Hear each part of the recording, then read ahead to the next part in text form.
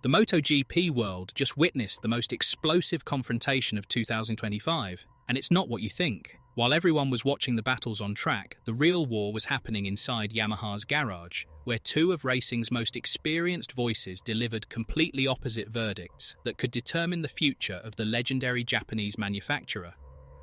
This isn't just about lap times or technical data, this is about a revolution that's either going to save Yamaha or destroy everything they've built over the past 2 decades. MotoGP 2025 has been defined by rivalries, not just on the racetrack but in the garages where the future of teams is being shaped.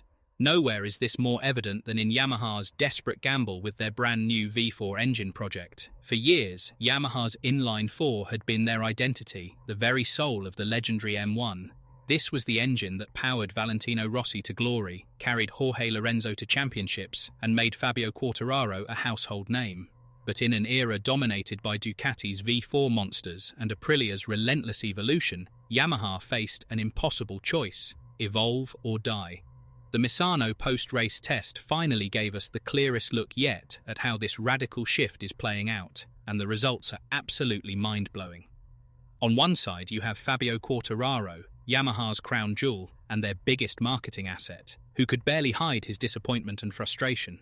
On the other side, Jack Miller, the blunt Australian veteran with over a decade of MotoGP experience, walked away with cautious optimism that has everyone talking. Their contrasting verdicts reveal much more than just a difference of opinion. They're providing a window into Yamaha's future, their internal dynamics, and the immense pressure building with only 6 races left in the 2025 season. For over 2 decades, Yamaha had resisted every temptation to abandon their inline-4 configuration. Valentino Rossi, Jorge Lorenzo, Maverick Viñales and Fabio Quartararo all achieved incredible success by relying on the M1's famed cornering agility, even as they consistently gave away straight-line power to their rivals. This philosophy worked for years, creating some of the most memorable battles in MotoGP history. But Ducati's relentless rise and Aprilia's breakthrough have left Yamaha completely cornered. By 2025, the results were speaking for themselves in the most brutal way possible. Quartararo had gone 11 consecutive races without a single podium, and the factory team sat marooned in the midfield, looking like shadows of their former championship-winning selves. Misano marked only the second time Yamaha's riders had tested the V4 publicly after its low-profile Barcelona debut. For fans and analysts around the world, this was the first real opportunity to compare hard data side by side with the existing inline-4 engine. Alex Rins, Yamaha's methodical Spanish rider, provided the clearest picture of exactly where this revolutionary project currently stands. He completed 46 laps on the familiar inline-4 in the morning session, then switched to the mysterious V4 for 34 laps in the afternoon. His lap times told a story that sent shockwaves through the paddock. On the inline-4, Rins posted a best lap of 1 minute 31.571 seconds. When he switched to the V4, his fastest time dropped to 1 minute 32.101 seconds, a difference of plus 0.531 seconds. When comparing against the track leaders, the numbers became even more revealing. The inline-4 left Rins plus 0.857 seconds off Alex Marquez in the morning, but the V4 left him plus 1.727 seconds from Pedro Acosta in the afternoon, creating a relative deficit of 0.872 seconds.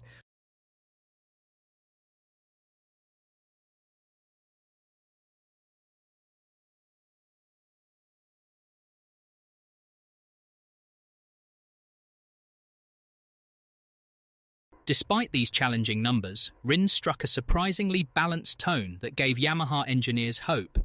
He said he was quite happy with how the bike worked, calling it a really new project that Yamaha was investing serious time in. Most importantly, he felt the braking was noticeably better compared to the inline-4, and it came naturally to him. Braking had long been Yamaha's Achilles heel, particularly in wheel-to-wheel combat situations.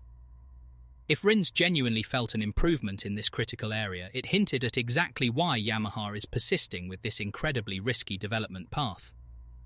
But if Rins gave Yamaha encouragement, Jack Miller provided them with something even more valuable: perspective from someone who has experienced every major manufacturer's approach to MotoGP engineering. Miller, the Pramac rider, started his Misano test on the V4 before switching back to the familiar inline-4 configuration. His numbers clearly showed the massive challenge Yamaha currently faces. On the V4, his best lap was 1 minute 32.635 seconds. When he switched to the inline-4, he immediately improved to 1 minute 31.660 seconds, a difference of plus 0.975 seconds. The gap time differences to the leaders told an almost identical story, plus 1.921 seconds on the V4 versus plus 1.286 seconds on the inline-4. On pure raw performance, the inline-4 was still nearly a full second quicker, which in MotoGP terms represents an enormous performance gap. But Miller, known throughout the paddock for his brutally frank analysis, chose to focus on the positives in a way that surprised everyone. He praised the engine character, specifically highlighting the inertia and the ability to work with it effectively. However, he was completely honest about the electronics needing massive amounts of work, pointing out that none of the mapping or throttle control systems were compatible after 20. Why plus years of inline-4 development? But here's what made Miller's feedback so valuable. He emphasized that every single time they exited the garage, the bike got better and more rideable. His famous quote captured the essence of development perfectly. "You can't reinvent the wheel in a day. You need at least a week for that." For Yamaha's engineers, Miller's feedback represents pure gold. Unlike a rookie rider, he has extensive experience with Honda's precision, Ducati's raw V4 power, KTM's aggressive delivery, and now Yamaha's engineering philosophy. His breadth of experience across multiple manufacturers makes him absolutely invaluable when building a completely new platform from scratch. This is where the psychological dynamics become fascinating. Fabio Quartararo, Yamaha's figurehead and their most important rider, left Misano feeling deeply frustrated and pessimistic about the project's direction. His fastest V4 lap of 1 minute 31.598 seconds was actually quicker than Miller's best time, but it was still only good enough for 18th position overall, plus 1.224 seconds from Pedro Acosta's benchmark lap. Quartararo cut a pessimistic figure when he told media that they were far away and definitively not ready. His comment about Miller and Augusto Fernandez having similar opinions, not necessarily being a good thing, revealed the depth of his concern about the project's viability. This created a stark contrast to Miller's optimistic tone.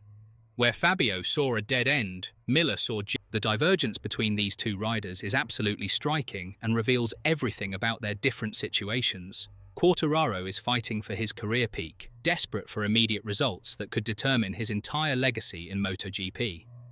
Miller, however, is playing the long development game with his 2026 Pramac contract already secured and a rookie teammate in Toprak Razgatlioglu arriving. He understands that his role is as much about development and guidance as it is about podium finishes. What do you think about Yamaha's massive gamble? Is Miller's experienced optimism justified, or should we trust Quartararo's championship-level instincts?